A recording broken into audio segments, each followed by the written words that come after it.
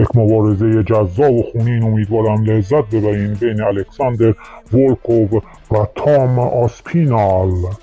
حالا الکساندر ولکوف که زاده مسکو روسیه است با قد 2 متر و وزن 115 کیلوگرم از سال 2009 تا اکنون در این مبارزات حضور پیدا کرده. الکساندر متولد 1998 قهرمان سابق سنگین وزن مسابقات M1 گلوبال و همچنین بلاتور تو رتبه دوم سنگین وزن UFC قرار داره و مبارزه میکنه با جونیور دوس سانتوس. این فایتر متولد 30 ژانویه 1984 در کشور برزیل با قد 1.93 سانتی متر و 112 کیلوگرم در رشته‌های بوکس، جوجیتسو برزیل و کاپوئیرا فعالیت داره. البته دارنده کمربند مشکی جوجیتسو برزیلی هم هست. من هم مثل شما انتظار این فایت رو میکشم که پر از جذابیت و البته خونریزیه.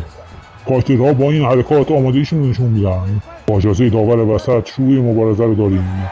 در این لحظه الکساندر ولکوف دفاع میکنه، یک ضربه آپر چپ، یه راست کیک به سانتوس، ولی سانتوس عجب روگی میزنه. پای راست کیک مستقیم الکساندر زیر شونه جونیور. چه نشستنی کرد اینجا، جا خالی های الکساندر و ضرباتش. جونیور پانچای بی هدف میده. عجب ضربه ای، چه نشستنی کرد رو سر جونیور. الکساندر چه هوگ راستی میزنه. جونیور با اینکه 2 بار نشدنی شده یا هوگ چپ میزنه. اینجا ضربات مستقیم الکساندر چه هوگ راستی میزنه. حالا هوگاش ادامه داره، ضربات تأثیر گذاره. مقداری عقب میشه. عجب ضربه کیکی. حالا جونیور منتظر یک فرصته، عقب میکشه، ضربه پا پایین و ضربه به بالا. جاخالی های الکساندر عجب ضربات پای داره. چه ضربه کیکی میزنه، ضربه کیک به پهلوی جونیور. الکساندر میدونه که قدش بلندتر، عقب میکشه که ضربه کیک میزنه. چه ضربه کیکی دوباره به پهلوی جونیور. ضربه ساق پا. جونیور مواظب جبهه الکساندر باش. عجب هوکایی میزنه، یک ضربه چرخی بی هدف. الکساندر به پاهای جونیور میزنه. جونیور نمیدونه چه حرکتی بزنه. یک گلاویز میشن با هم. ضربات زانو به سر جونیور از سمت الکساندر. الکساندر عقب میکشه و این ضربات پانچ مستقیم زمانبندی جونیور رو به اشتباه انداخته و عجب ضربه خوبی میزنه. بالاخره یه روی راست از بالا میزنه. یک زانو از الکساندر. چه زمانبندی داشتی الکساندر. همین که دستای جونیور باز میشه ضربه میخوره و به نقش زمین میشه. اینجا مشتای پدرپه الکساندر رو سر صورت جونیور. حالا هم دیگه رو گرفتن. الکساندر میدونه که جونیور جوجیتسو کاره و نمیخواد زیاد رو زمین باش کار کنه. بلند میشه، یک کیک مستقیم رو صورت جونیور میشینه.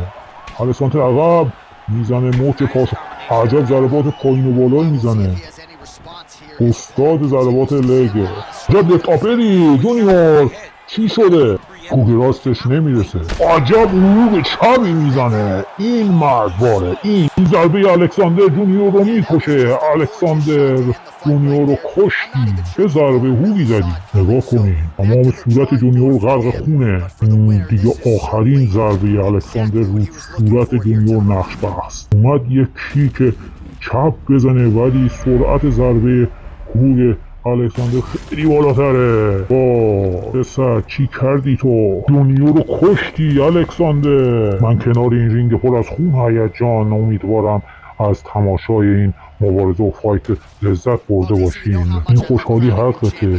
ولکوف کمربند رو کمرت چه برازنده است. به این فایت زیبا بود. امیدوارم شما هم لذت بردید. نتایج فایت رو میبینید. همه چیز به نفع الکساندر. 3 تا ناکداون داشته و در صورتی که ضربات بیشتری حواله جونیور کرده با 20 ثانیه کنترل بهتر و زمان 2 دقیقه و 29 ثانیه جونیور رو از خودر بیاد. امیدوارم شب‌های آینده با فایت های بهتر و خونین با هم ملاقات کنیم. به وجود شما افتخار میکنم و امیدوارم با همراهی شما لحظاتی پر از هیجان کنار هم داشته باشیم. بدرود.